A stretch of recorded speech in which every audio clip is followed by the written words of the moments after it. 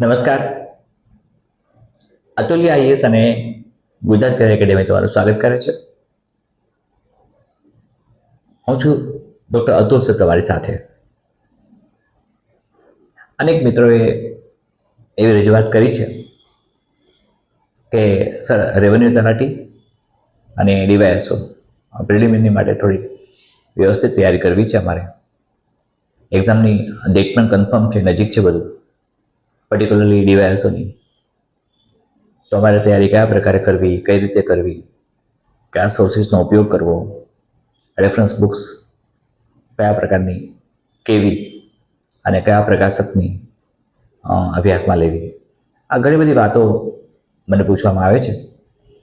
સાથે એવું પણ કહેવામાં આવે છે કે ગુજરાતી અને અંગ્રેજી આ બંને રેવન્યુ તલાટીમાં પ્રિલિમિનરી માટે એક મહત્ત્વનો કન્ટેન્ટ છે.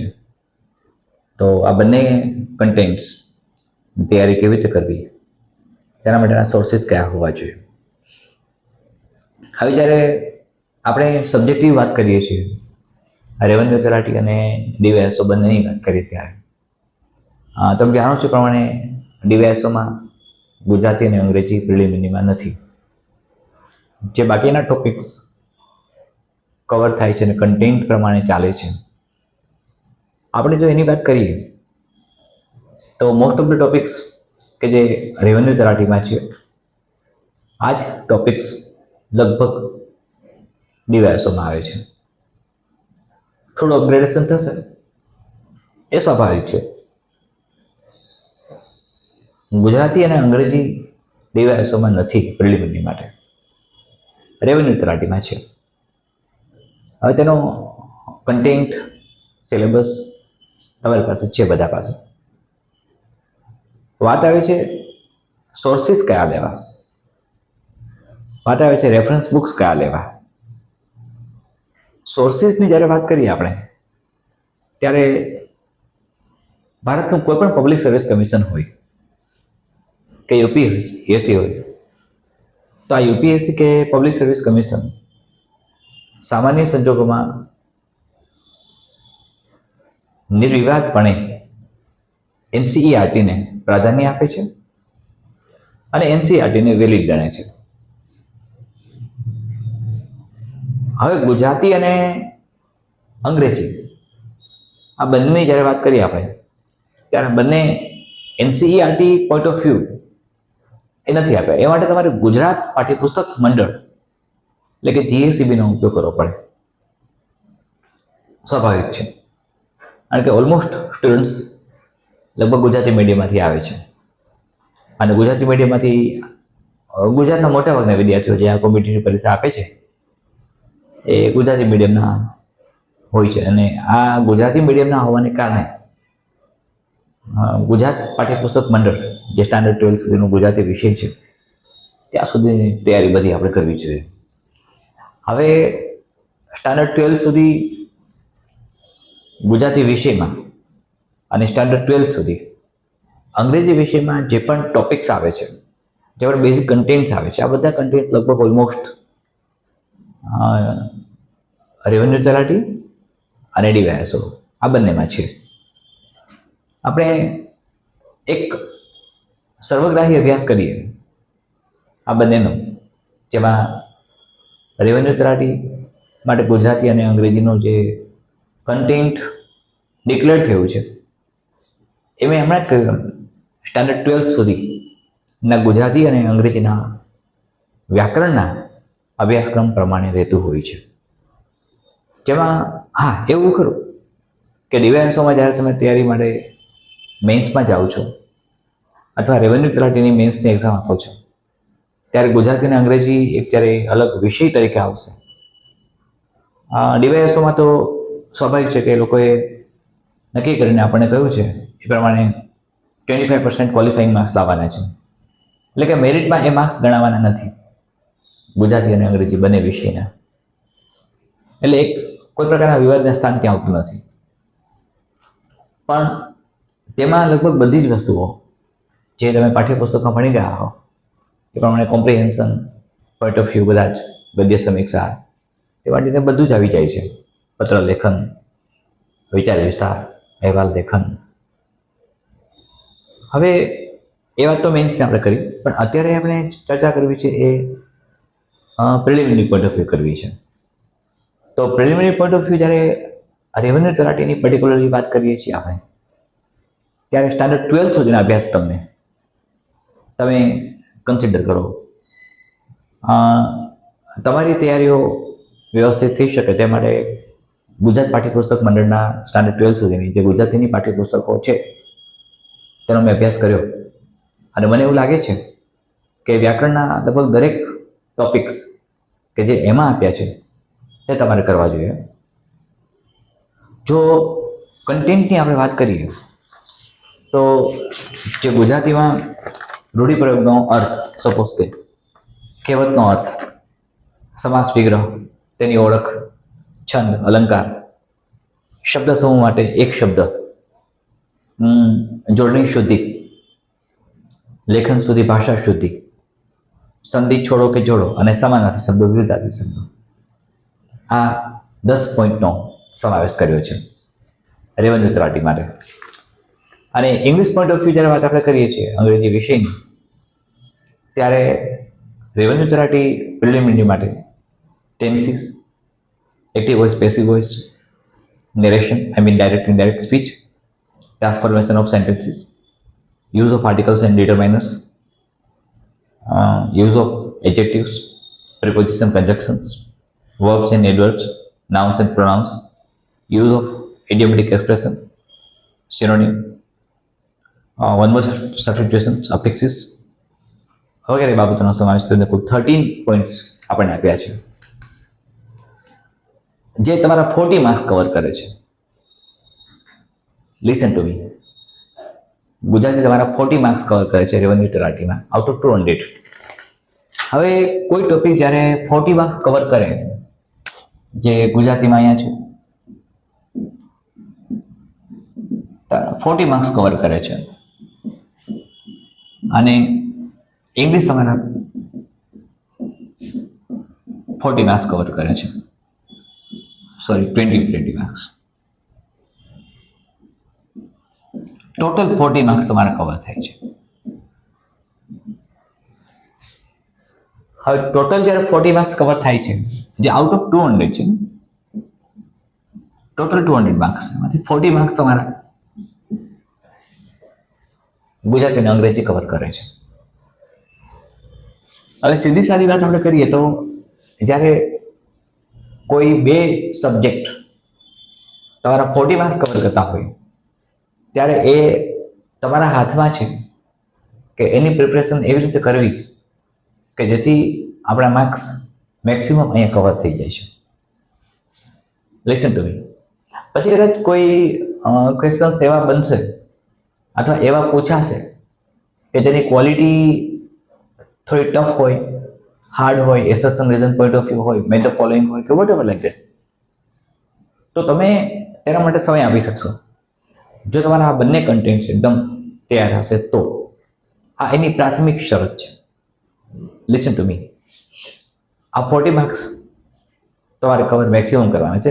એક્સપેક્ટેશન જો તમે ધારો તો 40 માંથી તમે 35 માર્ક્સ અહીંયા આવી શકે છે. Approximately you are getting 35 marks here.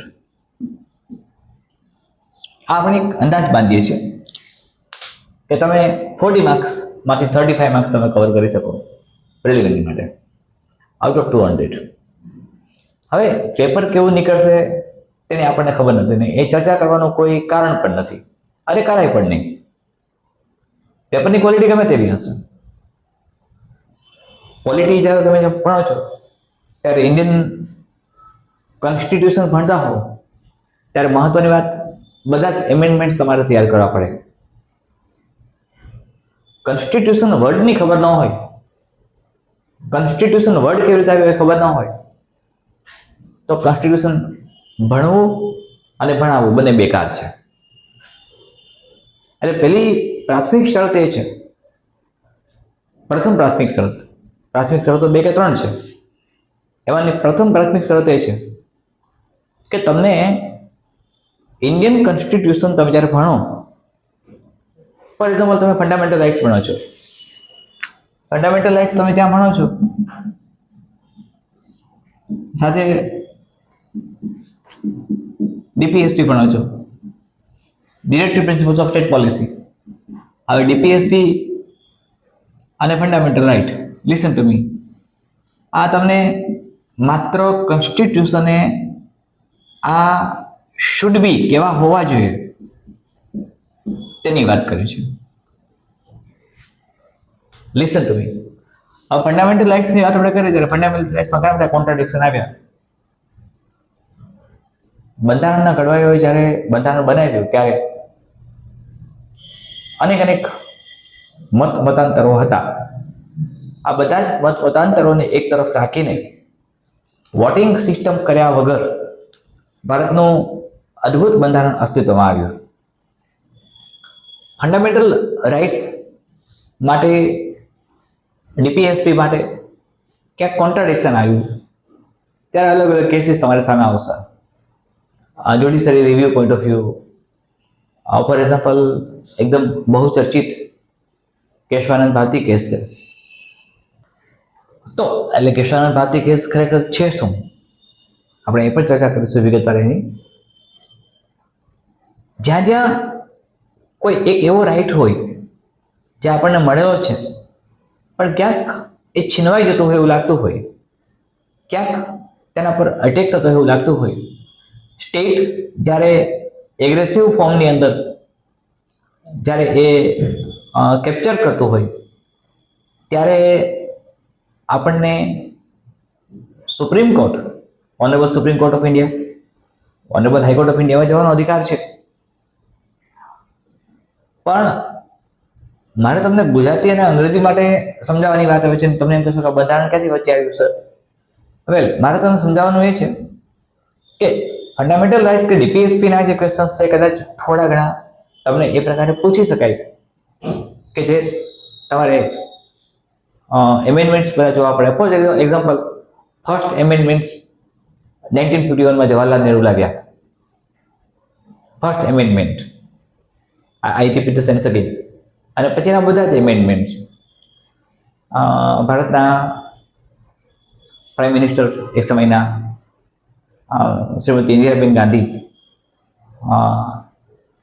ઘણા બધા એમેન્ડમેન્ટ લાવ્યા એક સાથે, એક સિરિયલ ઓફ એમેન્ડમેન્ટ તેઓ લાવ્યા, તમને ખ્યાલ છે. હવે ફ્લેક્સિબિલિટી અને રિજિડિટીની વચ્ચે, ભારતનું બંધારણથી ફ્લેક્સિબિલિટી અને રિજિડિટીની વચ્ચે છે. નથી એ રિજિડ એટલું બધું, નથી એટલું બધું ફ્લેક્સિબલ. ગુજરાતી અને અંગ્રેજીમાં એ જ વસ્તુ લાગુ પડે છે. મોટાભાગના મિત્રોની એવી રજૂઆત હોય છે કે સર અમે ગુજરાતી અંગ્રેજીની તૈયારી કરીએ તો વર્ણનાત્મક તૈયારી કેમ કરીએ, ડિસ્ક્રિપ્ટિવ પ્રિપરેશન કેમ કરીએ, તેમાં ઇસ્યુઝ આવે છે. સાથે લગભગ મિત્રોને એમ કહેવાનું થાય છે કે રૂઢિપ્રયોગ અને કહેવતો અને બધું ક્યાંથી તૈયાર કરવું. સોર્સિસ મેં કહ્યું એમ અત્યારે ગુજરાત રાજ્ય પાઠ્યપુસ્તક મંડળ સ્ટાન્ડર્ડ 12 સુધીના બધા જ પુસ્તકોનો અભ્યાસ કરી લો, ગુજરાતી વિષયના. ઇન્ટ્રોડક્શન પણ અભ્યાસ કરો. ફોર એક્ઝામ્પલ, કયા જે સામાન્ય સંજોગોની અંદર કન્ટેન્ટમાં નથી આપ્યું કે કોની કૃતિ કઈ છે, કવિ અને એના લેખકો જે પણ છે એના નામ, વોટેવર લાઈક એ નથી આપ્યું કન્ટેન્ટ પ્રમાણે. કન્ટેન્ટમાં સ્પષ્ટ આપ્યું છે કે મારી પાસે જે પ્રમાણે જોઈએ આપણે તો રૂઢિપ્રયોગ અર્થ એટલે ગ્રામર પોઈન્ટ ઓફ વ્યૂ, બધા જ questions grammar point of view છે. હવે જ્યારે વ્યાકરણ પોઈન્ટ ઓફ વ્યૂ બધા જ ક્વેશ્ચન્સ હોય, ગ્રામર પોઈન્ટ ઓફ વ્યૂ હોય, ત્યારે કદાચ તમે standard 5th, 6th, 7th, 8th, 9th, 10th, 11th, 12th સુધીની ગુજરાતીની બધા જ પાઠ્યપુસ્તકોનો અભ્યાસ કરી લીધો અને એમાં કોઈ રૂઢિપ્રયોગ એવો હશે કે જે એમાં નહીં હોય અને તમને પૂછી શકે. રૂઢિપ્રયોગ અને કહેવતો તેમના અર્થ માટે ખૂબ જ બ્રોડ આસ્પેક્ટ જોઈએ, કારણ કે તમારી પાસે જેટલા રેફરન્સીસ છે, તમારે એ રેફરન્સીસનો ઉપયોગ કઈ રીતે કર્યો છે તમે અને કઈ રીતે કરો છો. સાથે તમારે સમાનાર્થી રૂઢિપ્રયોગ, સમાનાર્થી કહેવત પણ તપાસવી પડે. એટલે આ એક તમારો વાઇડ રેન્જ જાય છે. લિસન ટુ મી, તમે જ્યારે રૂઢિપ્રયોગ અને કહેવત તૈયાર કરો છો ત્યારે વાઇડ રેન્જમાં જાય છે. સમાસનો વિગ્રહની વાત આવે ત્યારે સમાસના વિગ્રહમાં ખૂબ મોટી વાત ન આવે, કે સમાસ તમે ભણી ગયા છો અને સમાસ લગભગ I think so up to standard 12 સુધી આવવું જોઈએ. તો 12 સુધી જે સમાસ આવે છે એ લગભગ એક સિમિલર જાય છે કે ફોર એક્ઝામ્પલ સમાસની વાત કરીએ તો દ્વિગુ સમાસથી તમે શરૂઆત કરો તો દ્વિગુ સમાસ આવે, દ્વંદ્વ સમાસ આવે, કર્મધારય આવે, ઉપપદ આવે, મધ્યમપદ લોપી આવે. હવે આ પ્રકારના સમાસ કે તમારે વિગ્રહીનો કરવાનો હોય, છૂટા પાડીને શબ્દોને, સામાસિક શબ્દોને તમારે ઓળખવાના છે. હવે એની બધી જ કીઝ તમને ખ્યાલ છે એટલે એ સમજાવવાની જરૂર નથી પડતી મારે. ફોર એક્ઝામ્પલ પ્રિફિક્સ તરીકે કોઈ ન્યુમેરિકલ વર્ડ હોય, કોઈ નંબર આપ્યો હોય, ડિજિટ આપ્યું હોય તો એ દ્વિગુ સમાસ છે. પછી બની શકે કે એને ટ્વિસ્ટિંગ ફોર્મમાં પૂછી શકાય. ફોર એક્ઝામ્પલ તમને પંચતત્વ ન પૂછતા સપ્તર્ષિ જેવો શબ્દ આવે, સપ્તાહ જેવો શબ્દ આવે, પખવાડિયું જેવો શબ્દ આવે તો સ્વાભાવિક છે કે એ પણ દ્વિગુ સમાસમાં આવે.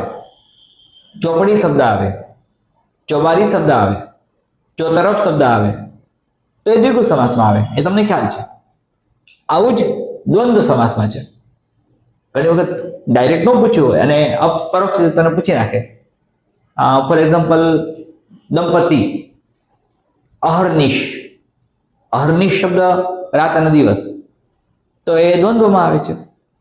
વેલ એટલે આ પ્રકારે ક્યાંક પણ તમારી તૈયારી એવી હોવી જોઈએ કે સમાસ જેટલા તમે તૈયાર કરો છો, જે ટેક્સ્ટબુકમાં આપ્યા છે એ સૌથી પહેલા કરી લો. સ્ટાન્ડર્ડ 12 સુધીની ટેક્સ્ટબુકમાં જેટલા પણ સમાસ આપ્યા છે, જેટલા પણ રૂઢિપ્રયોગ આપ્યા છે, જેટલી પણ કહેવતો આપી છે, જેટલા પણ કહેવતોના અર્થ આપ્યા છે એ બધું તૈયાર કરો, સમાસ તૈયાર કરો અપ ટુ સ્ટાન્ડર્ડ 12. તમારે ત્યાં એનસીઈઆરટીની જરૂર નથી, કારણ કે એનસીઈઆરટીમાં ગુજરાતી એક વિષય તરીકે નથી આવતો. આ તમને ખબર છે. હા, એક દિલ્હીના પબ્લિકેશન્સ કેટલાક છે એવા કે જે ગુજરાતીમાં બુક્સ બહાર પાડે છે. અમુક ચોક્કસ પેટર્ન જે અમુક બોર્ડ લે છે જેમાં ગુજરાતી વિષય ઇન્ટ્રોડ્યુસ કર્યું હોય અને ગુજરાત પાઠ્યપુસ્તક મંડળના પુસ્તકો વાંચવામાં ન આવતા હોય અને અલગ પ્રકાશકની બુક હોય ત્યારે એ બની શકે. પણ હું તમને એક સીધી સાદી વાત ઉપર લઈ જાઉં છું કે રિલાયબલ સોર્સિસ ગુજરાતી અંગ્રેજી સિવાય NCERT textbook, nothing more than that. એનાથી આગળ કશું જ કરવાની જરૂર નથી આવતી. તમે એનસીઈઆરટીની ટેક્સ્ટ બુક તૈયાર કરો છો અને એટલે જ બધા જ મિત્રોની રજૂઆતને ધ્યાનમાં રાખીને આપણે એનસીઈઆરટીની ટીચિંગ સિરીઝ શરૂ કરીએ છીએ, એનસીઈઆરટી ટેક્સ્ટ બુકની જ, જેથી થોડું વધારે ઇઝી પડે. વેલ, હવે ઇંગ્લિશની વાત કરીએ તો ઇંગ્લિશ ગ્રામર પણ એવું છે. સ્ટાન્ડર્ડ 12 સુધી ગુજરાતી મીડિયમના મોટાભાગના વિદ્યાર્થીઓ જેઓ 12 સુધી ગુજરાતી મીડિયમમાં અભ્યાસ કર્યો છે એ બધાને ખબર છે કે 12 સુધી તેમને અંગ્રેજી એક સેકન્ડ લેંગ્વેજ તરીકે આવે છે. હવે ઇંગ્લિશ જ્યારે સેકન્ડ લેંગ્વેજ તરીકે આવતી હોય ત્યારે તમારે તેમાં આપતી સ્ટોરીઝ કે વાંચવાની જરૂર નથી. તમે એનું ગ્રામર જોજો અને ગ્રામર લગભગ સ્ટાન્ડર્ડ 12 સુધી બધું કમ્પ્લીટ થઈ જાય છે, ચાહે ફર્સ્ટ લેંગ્વેજ હોય કે સેકન્ડ લેંગ્વેજ હોય. ફર્સ્ટ લેંગ્વેજ તો ઇંગ્લિશ મીડિયમના બાળકો માટે આવે, ઇંગ્લિશ મીડિયમના વિદ્યાર્થીઓ માટે આવે. સેકન્ડ લેંગ્વેજ તમે જાણો છો તે પ્રમાણે ગુજરાતી મીડિયમ માટે આવે. એટલે તમે જે તૈયારી કરો છો તો હવે એની અંદર કઈ કઈ વસ્તુ આવે ઇંગ્લિશની અંદર? તો અંગ્રેજી ભાષામાં વ્યાકરણની ભૂમિકા જોઈએ આપણે તો લગભગ 12 સુધીમાં ટેન્સીસ બધા આવી જાય છે, એક્ટિવ વોઇસ, પેસિવ વોઇસ આવી જાય છે, ડાયરેક્ટ ઇનડાયરેક્ટ સ્પીચ પણ આવી જાય, ટ્રાન્સફોર્મેશન ઓફ સેન્ટેન્સીસ આવી જાય, affirmative to negative, negative to affirmative, simple, compound, complex, whatever like that. સાથે યુઝ ઓફ આર્ટિકલ્સ અને ડિટરમિનન્ટ્સ આવી જાય છે. આર્ટિકલ્સ બધા આવી જાય, એ એન્ડ ધ ત્રણેય. એડજેક્ટિવ, પ્રિપોઝિશન અને કંજક્શન બધા જ, either or, neither nor, not only but also, આ બધાનો પ્રયોગ આપણે કરી શકીએ. સમજાવવા પોઈન્ટ ઓફ વ્યૂ કહું છું, પછી સમજાવીશ તમને હું. સાથે વર્બ્સ અને એડવર્બ્સ બધા, સાથે નાઉન્સ, પ્રોનાઉન્સ. આ નાઉન્સ મેં તમને એકવાર સમજાવ્યા છે, પ્રોનાઉન તમને એક વખત સમજાવ્યા છે. પછી યુઝ ઓફ ઇડિયોમેટિક એક્સપ્રેશન, સિનોનિમ. આ બધું સિનોનિમ એન્ટોનિમ એવું છે કે જેમાં શબ્દ ભંડોળ વધારે હશે જેની પાસે અંગ્રેજી વિષયનો, અંગ્રેજી ભાષાનો વિષય કહેતા ભાષાનો, તો એ અંગ્રેજી ભાષાના શબ્દ ભંડોળને આધારે તમે સિમિલર વર્ડ નક્કી કરી શકો. તમને મિત્રો ખબર હશે વ્યાકરણ શાસ્ત્રી પાણીની કે જેઓ વ્યાકરણના રચયિતા છે, સંસ્કૃત વ્યાકરણ બનાવ્યું, અદ્ભુત બનાવ્યું, કેટલાક નિયમો પણ એમણે જાતે આપ્યા. વોટર, પાણી શબ્દ માટે તેમની પાસે મોર ધેન 2000 વર્ડ્સ એમણે સંસ્કૃત લિટરેચરમાં આપ્યા, સંસ્કૃત ભાષામાં આપ્યા, અને એટલે એમનું નામ પાણીની પડ્યું તેવું કહેવાય છે. જેમ કે ચારવાક નામ કેવી રીતે પડ્યું? ચારવાકની વાત આપણે વચ્ચે કરેલી, તો ચારવાક સ્કૂલ ઓફ ફિલોસોફી આવી. ચારવાકની ઘણી બધી વાતો મેં તમને કદાચ કરી હશે મારા ફિલોસોફીના સેશનમાં, વિડીયો સેશનમાં. ચારવાક માટે ઘણા બધા કન્સેપ્ટ આવે છે. ઘણા લોકો એમ કહે છે કે એ 4 વાક્યો માટે જેમણે આપ્યા એના માટે એનું નામ ચારવાક પડ્યું. કોઈ એમ કહે છે કે ચારુ વાક, એટલે કે ચારુ મીન્સ સુંદર અને વાક મીન્સ ભાષા, સુંદર ભાષા બોલતા, મીઠું મીઠું બોલતા, એટલે ચારવાક કહેવાય છે, લોકોને ગમતું એવું બોલતા. તો ઘણા એમ કહે છે કે ચર્વ વર્ગ છે સંસ્કૃતનો જે પાણીની આપ્યો છે, એ ચૌનો અર્થ થાય ચાવવું, રૂચ્યું. તો એના પછી આવ્યું કે બધા મોટા ભાગના ચારવાક ફિલોસોફીમાં જે પણ લોકો જોડાયેલા હતા, આ બધા લોકો જે moral conduct of code of conduct હોય, ત્યારે આપણે MCC કહી શકીએ, એ મોરલ કોડ ઓફ કન્ડક્ટને ખાઈ ગયા હતા, ચવાઈ ગયા હતા. ટુ ઈટ, ડ્રિંક એન્ડ બી મેરી માનતા હતા એમાં જ. આજે રીતના પાપ પુણ્ય જેવું કશું છે નહીં, એટલે એ મીમાંસા પર ચાલ્યા, એ વિચારધારા ઉપર ચાલ્યા, એટલે પણ એ ચારવાક કહેવાય છે, એવું કહેવાય છે. વાસ્તવમાં ટેક્સ્ટ બુક અવેલેબલ ન હોવાને કારણે ચારવાકને મહર્ષિ શું કામ કહેવાય છે, કે જે મેં સવાલ આપને કર્યો હશે. ચારવાક બૃહસ્પતિ કે જે દેવોના ગુરુ છે, એમના એ શિષ્ય છે એવું મનાય છે. I repeat my sense again. તમને વિચાર હશે તો ચારવાક નાસ્તિકવાદ કેમ? ચારવાકે ઈટ, ડ્રિંક એન્ડ બી મેરી શું કામ કહ્યું? એમણે માત્ર સરળ ભાષામાં કહું તો આ પ્રકારની ફિલોસોફી કેવી આપી કે તેમાં pleasure of body and pleasure of mind સિવાય કશું જ નથી? વેલ, એ વિગત ચર્ચા કરીશું, પણ મારો કહેવાનો અર્થ એવો છે કે કેટલાક શબ્દોનો ભંડોળ તમારી પાસે હોય. જેમ પાણી શબ્દના અલગ અલગ, મેં કહ્યું એમ પાણીની અનેક શબ્દો આપ્યા, તેવી રીતે સમાનાર્થી, વિરુદ્ધાર્થી એ તમારા શબ્દ ભંડોળ પર ડિપેન્ડ કરે છે કે તમારી પાસે શબ્દ ભંડોળ કેટલું છે. અને શબ્દ ભંડોળને વિકસિત કરવા માટે તમારે મેક્સિમમ વાંચવું પડે. શબ્દ ભંડોળ એમ નહીં આવે, એ પ્રેક્ટિસિંગ વર્ક જેવું છે. તમે જેટલું એનો અભ્યાસ કરશો, નવા નવા શબ્દો મળતા રહેશે, નવી નવી ગાઈડલાઈન મળતી રહેશે, નવા નવા શબ્દો તમારા જીવનમાં ઉમેરાતા રહેશે. તો શબ્દ ભંડોળ માટે તમારે વાંચવું પડે. 12th સુધીનું તમારે બધું જ જે પણ ટેક્સ્ટ બુક આપી છે એ જોવી પડે એક વખત. કમસે કમ તમે એક વખત જોઈ લો. અને તમારી પાસે અત્યારે સમય છે જ. હું ફરીથી કહું છું, સમય છે. સમયનો દુષ્કાળ નથી. આપણે સમયનો ક્યારેય પણ દોષ નહીં કાઢી શકીએ કે સમય નથી મારી પાસે, કે આ છે તે છે. વેલ, એટલે what I M telling you, you need to do work with rational mind. માત્ર એમનો નહીં કરીએ આપણે વાંચીએ છીએ, વિચારીએ છીએ, અર્થઘટન કરીએ છીએ, ઇન્ટરપ્રિટેશન થવું જોઈએ બરાબર. ઇન્ટરપ્રિટેશન જો નહીં થાય તો તમને સમજાશે નહીં. અને હું તો વારંવાર કહું છું, ફરીથી કહું છું કે કોઈ પણ ટોપિક એક્સપર્ટાઇઝ લેવલે તમે સ્ટડી કરો. એનો UPSC હોય, GPSC હોય કે કોઈ પણ પબ્લિક સર્વિસ કમિશન હોય, અથવા તો કોઈ પણ કોમ્પિટિટિવ એક્ઝામિનેશન હોય, એની યાત્રા લાંબી હોય છે. તમે તૈયારી શરૂ કરો છો અને ડેસ્ટિનેશને પહોંચો છો ત્યાં સુધીનો ચોક્કસ એક ટાઈમ પીરિયડ હોય છે.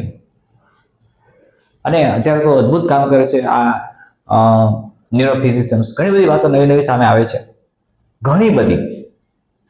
આપણા સબકોન્શિયસ અને અનકોન્શિયસ માઇન્ડમાં કેટલીક વસ્તુઓ જોડાયેલી હોય છે. ક્યાંક ડૉક્ટર સિગમન્ડ ફ્રોઈડ આવી જાય છે હ્યુમન સાયકોલોજીમાં. એટલે તમે જ્યારે તૈયારી કરો છો ત્યારે જો 12th સુધીનું ગુજરાતી વ્યાકરણ તૈયાર કર્યું હોય તો હું માનતો નથી કે તમારે બીજા કોઈ પણ રેફરન્સનો ઉપયોગ કરવો પડે. આ એક સીધું સાધું સ્પષ્ટ મારું મંતવ્ય છે. તમે પ્લેન્ટી ઓફ રિસોર્સિસ તરફ ન જાઓ. ચારે તરફ ગુજરાતીનું જે મટીરિયલ મળે છે, અંગ્રેજીનું મટીરિયલ મળે છે. એક્ટિવ પેસિવ નથી આવડતું તો એક્ટિવમાંથી પેસિવ કેમ બનાવવા? તો એક્ટિવમાંથી પેસિવ બનાવવાની કન્ડિશન્સ બધી તમે ચેક કર્યા કરો છો. ટેન્સીસ સમજતા આપણે પહેલો જ પોઈન્ટ ટેન્સ આવશે. ટેન્સ આવડે તો એક્ટિવ અને પેસિવ આપણે. ટેન્સ આવ્યા પછી તમને એક પેટર્ન સમજાવવી જોઈએ, ઇંગ્લિશ સેન્ટેન્સ પેટર્ન, કે ઇંગ્લિશમાં સબ્જેક્ટ આવે, વર્બ આવે, ઓબ્જેક્ટ આવે અને પછી અન્ય શબ્દો આવે. ગુજરાતી પેટર્ન જુદી બને છે એ તમને સમજાવવું જોઈએ. ગુજરાતીમાં પહેલા કરતા આવે, સબ્જેક્ટ આવે, પછી ઓબ્જેક્ટ આવે અને પછી વર્બ આવે. તો આ એક કોમન કન્સેપ્ટ થયો. અને આ એક્ટિવ પેસિવ કે કોઈ પણ જો તમને પેટર્ન આવડતી હશે તો આવડી જશે. હું ઘણી વખત તમારી જરૂર શું છે અત્યારે, અનેક મિત્રો કહે છે કે સર ટાઈમ ખોટે છે, કેટલાક મિત્રો એમ કહે છે કે સર સમજાતું નથી સિલેબસને કેવી રીતે કવરઅપ કરવું, કેટલાક મિત્રો એમ કહે છે કે સર સોર્સિસ કેવા ઉપયોગમાં લેવા, ક્યાંથી લેવા, કેટલું વાંચવું, કે કયા પ્રકારે વાંચવું.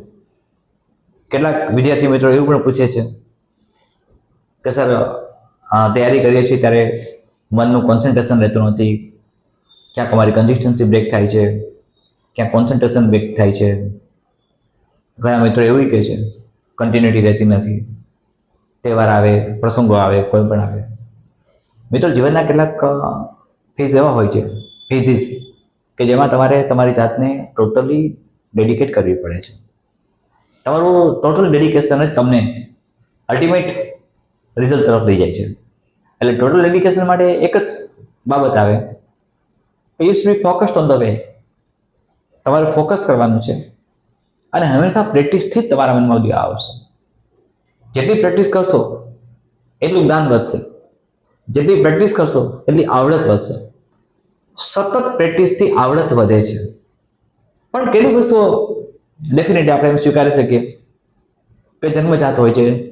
કેટલીક વસ્તુઓ એવી હોય છે જે બદલાવી શકતા નથી આપણે. વી કેનોટ ચેન્જ ધ થિંગ્સ. આપણા હાથમાં જ નથી હોતું. આપણા હાથમાં કર્મ કરવું એ છે. પણ જ્યારે હું ફિલોસોફી ભણાવીશ ત્યારે કહીશ કે કર્મ એ આપણા હાથમાં નથી. કર્મ સિદ્ધાંત પ્રબળ છે ભારતીય તત્વજ્ઞાનમાં, પણ કર્મ પણ આપણને કરાવડાવવામાં આવે છે. તો આ એક પરિસ્થિતિમાં જે વિદ્યાર્થી મિત્રો આવા અલગ અલગ પ્રકારના સવાલો પૂછે છે કે સર અમારે શું કરવું જોઈએ, તો કોન્સન્ટ્રેશન માટે તમારે સ્વસ્થ રહેવું પડશે, દિલ અને દિમાગ બંનેથી. મન થઈ જાય છે મોબાઈલ જોવાનું, જેના પણ તમારા જીવનના ડિસ્ટ્રેક્શન આવતા હોય છે એને દૂર કરો. એ દૂર કર્યા વગર સફળતા મેળવવી અઘરી છે, હાર્ડ છે. હું તમને ડિમોરલાઇઝ નહીં કરું, તમારી જરૂર મોટિવેશનની છે, મને ખબર છે આ વાતની. You need to be motivated. પણ એ મોટિવેશન કયા પ્રકારનું હોઈ શકે? તો એ મોટિવેશન એ હોઈ શકે કે જેમાં તમે તમારી જાતને સતત કન્ટિન્યુઅસલી સજાગપણે સતર્ક રીતે અધ્યયનની પ્રક્રિયા સાથે જોડાયેલા રાખો છો. જીપીએસસી ઇવોલ્વ થાય છે મિત્રો. આ લગભગ એવો ફેઝ આવે છે કોમ્પિટિટિવ એક્ઝામિનેશનનો જે મારા એંગલથી મને સમજાય છે ત્યાં સુધી. કોમ્પિટિટિવ એક્ઝામિનેશન્સમાં ઇવોલ્યુશન આવે છે, મોડિફિકેશન આવે છે. I repeat my sense again. GPSC યુપીએસસીમાં એક ઇવોલ્યુશન આવે છે. અને આ ઇવોલ્યુશનરી ફેઝમાં થી પસાર થતી વખતે જો તમે બાયોલોજીનો સ્ટડી કર્યો હોય, જો તમે હ્યુમન બિંગ્સનો સ્ટડી કર્યો હોય, તમે ઇવોલ્યુશન ડાર્વિનના લોઝ ભણ્યા હો, લેમાર્કના લોઝ ભણ્યા હો, તો તમને ખબર છે કે ઇવોલ્યુશનરી ફેઝ એકદમ ખતરનાક હોય છે. એકદમ ખતરનાક હોય છે. એ જોખમી પણ હોય છે, રિસ્કી પણ હોય છે. અત્યારે એક રિફોર્મેશન ચાલે છે જીપીએસસીમાં, યુપીએસસીમાં રિફોર્મેશન ચાલે છે. તો એ રિફોર્મેશનની પ્રોસેસ દરમિયાન તમે જ્યારે એમાંથી પસાર થાવ છો ત્યારે એ થોડું ટફ લાગશે, સ્વાભાવિક છે. અને એ ટફનેસને સ્વીકારીને આપણે આગળ ચાલવું છે. વેલ, એટલે તમારા સવાલના જવાબમાં તમારા ઓલરેડી 40 માર્ક્સ રેવન્યુ તલાટીના સેટ પણ ગેરમાર્ગે દોરવાતા નહીં. લાલચ અને પ્રલોભનમાં આવવાની જરૂર નથી. તમે અતુલ્યમાં જોડાયેલા છો કે નહીં એ મહત્વનું નથી. અતુલ્યના વિડીયો સેશન તમે એટેન્ડ કરો, આ એબ્સોલ્યુટલી નિઃશુલ્ક છે. તમારી પાસેથી કોઈ પ્રકારની ફીસ લેવામાં નહીં આવે, નથી આવતી.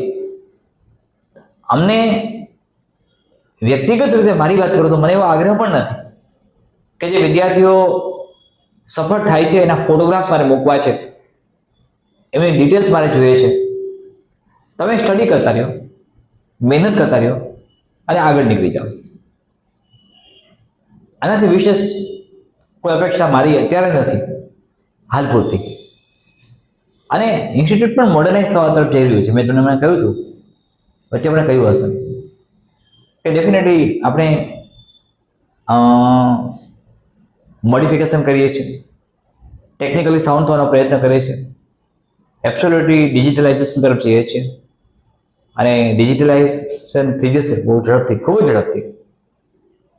પણ આ દરમિયાન, આ ફેઝ દરમિયાન તમારે પણ સતત વાંચવાનું છે. મને ઘણા મિત્રો કહે છે કે સર તમે ધ હિન્દુની વાત કરો છો તો ધ હિન્દુ કેવી રીતે વાંચો? અમે તો ગુજરાતી મીડિયમમાંથી આવે છે, સમજાતું નથી. વાત સાચી છે, તમારી સાથે એગ્રી છું. પણ તેનો અર્થ એવો નહીં કે આપણે છોડી દઈશું. લિસન ટુ મી. પ્રયત્ન કરો, ડિક્શનરી રાખો. તમારી પાસે મોબાઈલ છે અત્યારે તો, હવે તો ડિક્શનરીની પણ ક્યાં જરૂર છે? મોબાઈલ છે જ. મોબાઈલનો એક રચનાત્મક ઉપયોગ કરો, એક સર્જનાત્મક ઉપયોગ કરો. તમને એવું લાગે કે આ જગ્યાએથી મારે આ ક્વેશ્ચન્સની જરૂર છે, મને આ સમજાતું નથી, તો તમે રચનાત્મક પોઈન્ટ ઓફ વ્યૂ તેનો ઉપયોગ કરી શકો છો, જે તમારા હાથમાં છે. મિત્રો, કોમ્પિટિટિવ એક્ઝામિનેશન, મેન્સ અથવા ઇન્ટરવ્યૂ તમે જ્યારે આપશો અને મેન્સ અને ઇન્ટરવ્યૂ બને ત્યારે તમારી પાસે સર્જનાત્મકતા, કાર્યદક્ષતા, કાર્યક્ષમતા અને તમારું પૃથ્થકરણ કરવાની શક્તિ કેટલી છે તેના પર વિશેષ ધ્યાન અપાશે. તમે જ્યારે કેસ સ્ટડી બધા અભ્યાસમાં લેશો ત્યારે એ બધી વાત સામે આવી જશે. અને હું તો વારંવાર કહું છું કે કેસ સ્ટડીનો અભ્યાસ એ કરાવી શકે, એથિક્સનો અભ્યાસ એ કરાવી શકે, હિસ્ટ્રીનો અભ્યાસ એ કરાવી શકે જે સ્વયં એમાંથી પસાર થઈને બહાર નીકળ્યા હોય. આઈ રિપીટ માય સેન્સ અગેન. માત્ર પીડીએફ ફોર્મની અંદર આપી દેવાથી, મટીરિયલ આપવાથી કશું બનતું નથી, કે સ્માર્ટ બોર્ડ ઉપર એમસીક્યુઝ માત્ર આપવાથી કશું બનતું નથી. એ તૈયારી માટે તમારે ડેફમાં જવું પડે છે. એક શબ્દ મેં મૂક્યો હશે, કૂવામાં હોય તો અવેડામાં આવે. તો કૂવામાં લાવવાની એક પ્રોસેસ કરવી પડશે. જ્ઞાનનો અફાટ સમુદ્ર તમારી રાહ જોઈ રહ્યો છે. ડૂબકી તમારે મારવાની છે. ડૂબકી મારી અને આપણે એમાંથી મોતી શોધવાના છે. અને એ મોતી જબરદસ્ત હોય છે. કોઈ છોકરો હોય નાનો માછીમારનો અને એક દરિયામાંથી મોજું આવે છે, સાથે કેટલાક એમાંથી પથ્થરો આવે છે તણાઈને, અને એ 40-50 પથ્થર છે માનો કે, એક પછી એક પથ્થર ફેંકતો રહે છે દરિયામાં પાછો. જ્યારે છેલ્લો પથ્થર પાસે આવે છે અને ફેંકવા જાય ત્યારે ખબર પડે છે, ત્યારે એના પેરેન્ટ્સ આવે છે અને એમ કહે છે કે આ પથ્થર નથી, આ તો મોતી છે. તો ફેંકે છે ત્યારે એને ખ્યાલ આવે છે કે આ મોતી છે. મારા આગલા 49 સ્ટોન્સ છે, ફેંકી દીધા, એ મોતી હતા. તો સમયને આમ બરબાદ નહીં કરો. આપણે મોટા ભાગનો સમય બરબાદ કરીએ છીએ. ટાઈમ એસેટ છે, ટાઈમ સંપત્તિ છે. એનો રેશનલી યુઝ કરવો. એક ટાઈમ પીરિયડમાં તમે જાઓ છો, તમે કેટલી કલાક વાંચો છો, કયા પ્રકારે તમે, હું તમને સ્લોટ બનાવી આપીશ કે આટલી કલાકનું વાંચન આ કન્ટેન્ટ માટે હોવું જોઈએ, આટલી કલાકનું વાંચવું આ ટોપિક માટે હોવું જોઈએ, સમાસ તો કે આ જ પ્રકારે તૈયાર કરાય, અલંકાર તો કે આ પ્રકારે તૈયાર કરાય, છંદ આ પ્રકારે તૈયાર કરાય, એક્ટિવ પેસિવ આ પ્રકારે તૈયાર કરાય, પ્રિપોઝિશન તૈયાર કરો, નાઉન્સ તૈયાર કરો. ત્યારે એની એક મેથડને ફોલોઅપ લ્યો. એ મેથડને ફોલો કરો, એ મેથડનું ફોલોઅપ લઈ અને એ મેથડ મુજબ જ ચાલો, જેથી તમારા માટે એક્ઝામિનેશન સરળ બની જશે. આઈ થિંક તમને મારી વાત સમજાય છે. અને આપણે આ જ કરવું છે, આપણે આ જ કક્ષાએ જવું છે. એટલે તમારી તૈયારીઓમાં કચાશ ન કરો, સાથે કન્ફ્યુઝ નહીં થાવ કે મારે કયા પ્રકારનું મોટિવેશન જોઈએ છે. મોટિવેશન તમે આંતરસૂઝનો પ્રયોગ કરો, જાતે જ તમારી અંદર રહેલી શક્તિઓને બહાર કાઢો. તમે એ પ્રયત્ન તમારી જાતે જ કરી શકો છો. ભગવાને અર્જુનને કહી દીધું તારો ઉદ્ધાર તારે કરવાનો છે. તો દરેક વ્યક્તિ પરિસ્થિતિ સંજોગો અનુસાર તમારે કામ લેવાનું છે. જે પરિસ્થિતિ સામે આવે છે એ પરિસ્થિતિને ફેસ કરવાની છે અને એ પરિસ્થિતિ અનુસાર જે ડીલિંગ કરી શકે છે, એ પરિસ્થિતિ ઉપર પ્રભુત્વ મેળવી શકે છે, એ સર્વાઈવ કરે છે. જે પ્રભુત્વ ઉપર પરિસ્થિતિ ઉપર પ્રભુત્વ મેળવી શકે નહીં, જે પરિસ્થિતિઓની અંડર આવી જાય, ડેફિનેટલી એ હારી જાય છે. આપણે હારવું નથી, સફળ થવું છે. અને સફળતાનો એકમાત્ર ઉપાય હું વારંવાર કહું છું, સતત રેશનલી સ્માર્ટ વર્ક અને હાર્ડ વર્ક બંને હોવું જોઈએ. તમારી વાંચવાની કલાકો, અધ્યયનની કલાકો, અભ્યાસની કલાકો સતત વધવી જોઈએ. સતત મહેનતું બનો. ફરીથી મળીએ છીએ. તમારો અભ્યાસ વધારતા રહેશો, મહેનત કરતા રહ્યો. જ્યાં પણ તમને અતુલ્યની જરૂર પડે છે ત્યાં હેલ્પલાઇન નંબર તમારી સાથે છે, તમારી સામે છે. જ્યાં પણ તમારી આવશ્યકતા હોય સંપર્ક કરી શકો છો. અનેક મિત્રો કરે છે, મને ગમે છે, સ્વાભાવિક છે, ગમે ને ગમશે. એટલે મને પણ ગમે છે, તો એ જે ગમે છે મને, એ મારી વ્યક્તિગત બાબત થઈ, પણ તમે સતત મહેનત કરતા રહ્યો, અધ્યયન કરતા રહ્યો. જરૂર લાગે ત્યાં નિઃસંકોચ મદદ માગી લો, નિઃસંકોચ માર્ગદર્શન માગી લો. હા, કેટલાક મિત્રો એવું પણ કહે છે કે સર અમને ગાઈડન્સની જરૂર છે. તો કયા પ્રકારના ગાઈડન્સની તમારે જરૂર છે? ગાઈડન્સનો અર્થ એવો થાય કે શૈક્ષણિક ગાઈડન્સમાં તમને કઈ વસ્તુઓ નથી આવડતી, કયા ટોપિક્સ તમારે રિવાઇઝ કરવાના છે, કયા ટોપિક્સ ભૂલાતા નથી. મિત્રો આમ જોઈએ ને તો કોમ્પિટિટિવ એક્ઝામિનેશન પસાર કરવી સહેલી છે, કારણ કે કન્ટેન્ટ સિલેબસ મેં કહ્યું યુપીએસસી જીપીએસસીનો લોકો સરખો જાય છે. બલકી કોમ્પિટિટિવ એક્ઝામિનેશનમાં બધે સરખું જાય છે. મેં તમને જ્યારે વેદિક એજ સમજાવ્યું હશે ત્યારે કહ્યું હશે કે વેદિક એજથી શરૂઆત શું કામ થઈ? હિસ્ટ્રી અને કલ્ચરની જ્યારે શરૂઆત થાય છે ત્યારે વેદિક એજથી શરૂઆત થાય છે. શું કામ થાય છે? એટલે વેદિક એજથી શરૂઆત એટલા માટે થાય છે કે વેદિક એજ એ સૌથી પ્રાચીન 1500 BC અને 6th સેન્ચુરી 1500 BC ની આસપાસ વેદિક એજ આવ્યો. 6th સેન્ચુરી એક એવી આવી, listen to me, 6th century BC કે જ્યારે લગભગ બધા જ વર્લ્ડ, વિશ્વના બધા જ ધર્મોની અંદર ક્રાંતિ આવી. અલગ અલગ કન્સેપ્ટ આવ્યા, અલગ અલગ વિચારધારાઓ આવી. જૈનિઝમ આવ્યું, બુદ્ધિઝમ આવ્યું. ઇવન એક સ્ટેપ આગળ જઈએ તો જાપાનમાં, ચાઇનામાં, બધી જગ્યાએ એક રિલિજિયસ ઇવોલ્યુશન થયું છે 6th સેન્ચુરી BC-માં. તો વેદિક એજ આપણે એટલા માટે ભણીએ છીએ કે વેદિક એજ સૌથી શરૂઆતનો છે. થેલ્સ નામનો ફિલોસોફર 6th સેન્ચુરી BC-માં થઈ ગયો, જે ફર્સ્ટ ઓથેન્ટિકલ ફિલોસોફર કન્સિડર થાય છે. હવે થેલ્સ જ્યારે 6th સેન્ચુરી BC-માં થઈ ગયો, એ પહેલા ઓલરેડી આપણે 1500 BC વેદિક એજ બની ગયું હતું. તો સ્વાભાવિક છે કે આપણે, અને વેદિક એજ બધે એક જ સરખું લાગુ પડે છે. we can't change the Vedic age. આપણે વેદિક એજને બદલાવી શકતા નથી. એ ફેક્ટ બેઝ છે, એક જ સરખું છે. તો પછી એના બધા ડિમેન્શનથી અભ્યાસ કરીએ, બધા ડિરેક્શનથી અભ્યાસ કરીએ. I think you understanding. એટલે આટલું જ આપણે કરીશું તો જરાય તકલીફ નહીં પડે. કન્ટેન્ટ સિલેબસને સમજો, એક વાર નજર નાખો, જ્યાં મારી જરૂર છે ત્યાં ચોક્કસ હું તમારી સાથે છું. અતુલ્ય તમને ક્યારેય પણ નુકસાનકારક સાબિત નહીં થાય. તમને જ્યાં પણ જરૂર છે, જે પ્રકારની જરૂર છે, જે મદદની જરૂર છે, એ પૂરી પડશે. તમારો સાચો માર્ગદર્શક બની રહેશે. બસ સતત મહેનત કરતા રહો. જ્યાં પણ તમને જરૂર લાગે ત્યાં અમારો સંપર્ક કરો. ધન્યવાદ.